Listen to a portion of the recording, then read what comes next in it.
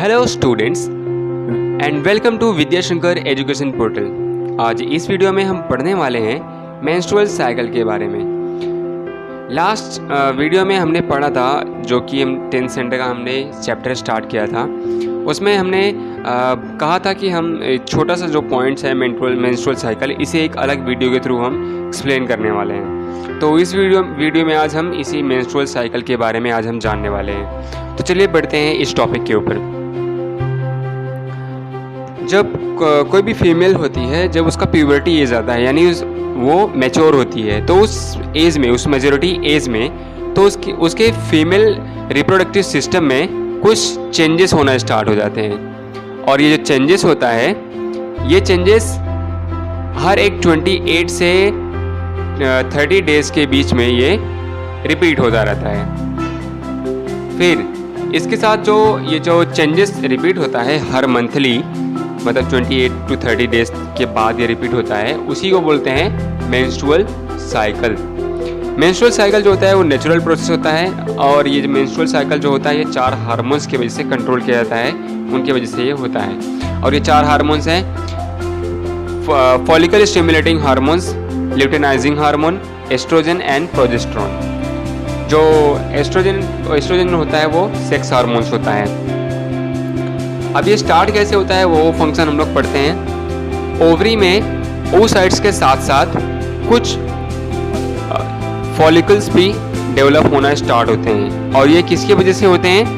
Follicle stimulating hormones. यानी follicle stimulating hormones क्या करता है, ओवरी में oocytes के साथ कुछ फॉलिकल भी डेवलप करना स्टार्ट करता है। और ये जो फॉलिकल डेवलप होते रहते हैं, ये एस्ट्रोजन सिक्रीट करते हैं। एस्ट्रोजन क्या है? सेक्स हार्मोन्स है, उसे सिक्रीट करते हैं। और इसी एस्ट्रोजन के वजह से जो एंडोमेट्रियम लेयर होता है, यानी यूटेरस का जो सबसे इनर मोस्ट लेयर होता है, वो डेवलप होना स्टार्ट होता है। और ये फर्स्ट साइकिल जो होता है उसी टाइम ये डेवलप होना स्टार्ट हो जाता है। और इसके वजह से, यानी ये एस्ट्रोजन के वजह से ये डेवलप होना स्टार्ट होता है। जब ये फॉलिकल्स पूरी तरह से डेवलप हो जाता है, तो ल्यूटेनाइजिंग हार्मोन्स के वजह से वो फॉलिकल बर्स्ट हो जाता है, यानी फूट जाता है। अब उसके अंदर oocytes के साथ वो डेवलप हो रहा था। जब ये ल्यूटेनाइजिंग हार्मोन्स की वजह से वो बर्स्ट होता है, तो oocytes भी उसमें रिलीज होते हैं, और इसी प्रोसेस को बोलते हैं ओवुलेशन। मतलब जब फॉलिकल्स बर्स्ट होते हैं उस टाइम oocytes रिलीज होते हैं, यानी oocytes जो पूरी तरह से डेवलप हो चुके रहते हैं और फॉलिकल पूरी तरह से डेवलप हो चुके रहते हैं, तो oocytes बाहर आते हैं। उसी ये जो प्रोसेस था oocytes का बाहर आने का, इसे बोला गया ओवुलेशन। यहाँ पे आप देख सकते हैं, ये वो ओवुलेशन। अब फूटा और oocytes तो बाहर आ गए। अब इसके अलावा जो फूटे हुए जो फॉलिकल्स बचे रहते हैं, वे लोग कॉर्पस ल्यूटियम फाइंड कर लेते हैं, फॉर्म कर लेते हैं, कॉर्पस ल्यूटियम। अब कॉर्पस ल्यूटियम क्या होता है? ये अलग अलग हार्मोन्स को सिक्रेट करने वाला रहता है। तो कॉर्पस ल्यूटियम प्रोजेस्टेरोन सिक्रेट करना स्टार्ट कर देता है। मतलब ये फॉलिकल ने उसे फॉर्म किया और बना वो कॉर्पस ल्यूटियम, और ये प्रोजेस्टेरोन सिक्रेट करना स्टार्ट कर देता है। और इसमें क्या होता है, प्रोजेस्टेरोन सिक्रेट के वजह से, प्रोजेस्टेरोन के वजह से एंडोमेट्रियल जो ग्लैंड रहता है उसके अंदर भी सिक्रीशन चालू हो जाता है, और जिसकी वजह से एंडोमेट्रियम पूरी तरह से एम्ब्रियो को इम्प्लांट करने के लिए रेडी हो जाता है। एम्ब्रियो इम्प्लांट करने का मतलब, अगर इसके अंदर कोई भी मेल गैमेट्स अगर इसमें मिलता है, तो जो एम्ब्रियो में फर्टिलाइजेशन स्टार्ट हो जाएगा, यानी एम्ब्रियो इम्प्लांटेशन हो सकता है। मतलब ये पूरी तरह से ओवम डेवलप है फर्टिलाइजेशन के लिए। फिर नेक्स्ट प्रोसेस क्या होता है, जब जो oocytes जो रहता है वो वेट करता है 24 आवर्स तक।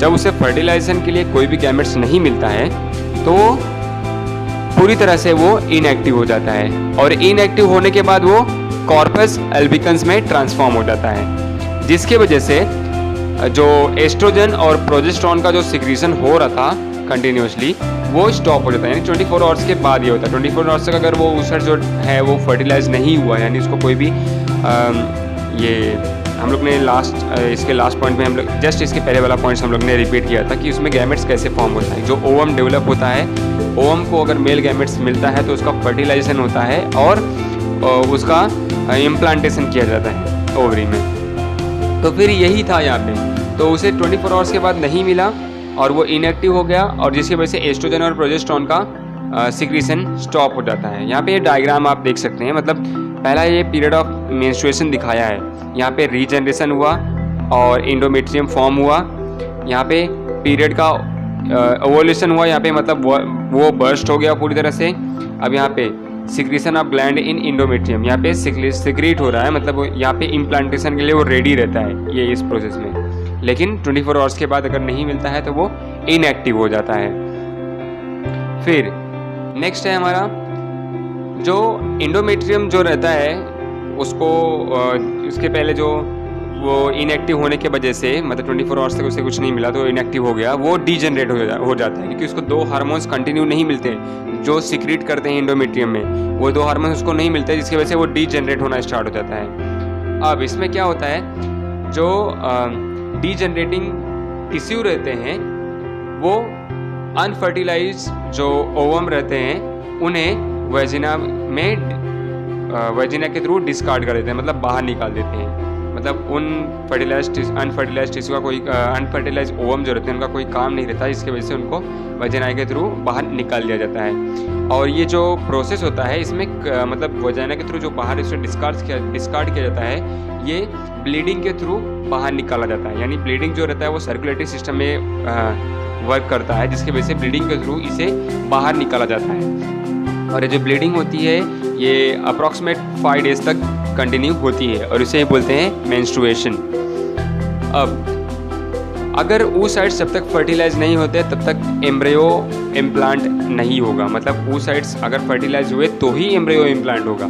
और ये जो प्रोसेस होता है ये oocytes को बाहर निकालने का, ओवम को बाहर निकालने का, अनफर्टिलाइज ओवम को बाहर निकालने का, ये हर मंथ रिपीट होता है। अगर एक बार जो एम्ब्रियो होता है वो इम्प्लांट हो गया, यानी ओवम जो था वो फर्टिलाइज हो गया, मतलब 24 आवर्स के अंदर ही वो फर्टिलाइज हो गया, तो ये रिपीटेशन होता है साइकिल, मतलब ये रिपीटेशन साइकिल जो मंथली होता है वो टेम्पररीली स्टॉप हो जाता है। मतलब पूरी तरह से स्टॉप नहीं होता क्योंकि ओवम फर्टिलाइज हो गया, अब उसे एम्ब्रियो को इम्प्लांट करना है, तो वो उसके लिए वो बाकी ओवम वो डेवलप करना बंद कर देगा और इसे इम्प्लांट करने में लग जाएगा, तो वो टेम्पररी बंद हो जाता है। और वो बंद तब तक रहता है, मतलब जब तक 9 मंथ तक बंद रहता है, जब तक कोई भी न्यूबॉर्न होता नहीं है तब तक वो रहता है। तो स्टूडेंट्स हमें इसमें हमने ये मेंस्ट्रुअल साइकिल पूरा ब्रीफ में हम लोग ने देखा। तो अगर आपको कोई भी डाउट होता है तो आप इसमें कमेंट सेक्शन के थ्रू आप पूछ सकते हैं। स्टूडेंट्स एक चीज़ और, हमने लास्ट पॉइंट अपना जो हेल्थ था, ह्यूमन हेल्थ, हमने उसमें कवर किया था। जो मेंस्ट्रुएशन साइकिल है ये नेचुरल प्रोसेस होता है और इसमें जो वुमेन्स रहते हैं उनको बहुत ही ज़्यादा पेन सहना पड़ता है, जिसके वजह से उनमें बहुत ही ज़्यादा वीकनेस भी आ जाती है। और वीकनेस क्यों आती है? क्योंकि हैवी ब्लीडिंग होती है उस टाइम पे। हैवी ब्लीडिंग की वजह से उनको वीकनेस भी आ जाती है और वहाँ पे इसकी वजह से बहुत ही ज़्यादा इन्फेक्शन के भी चांसेस रहते हैं।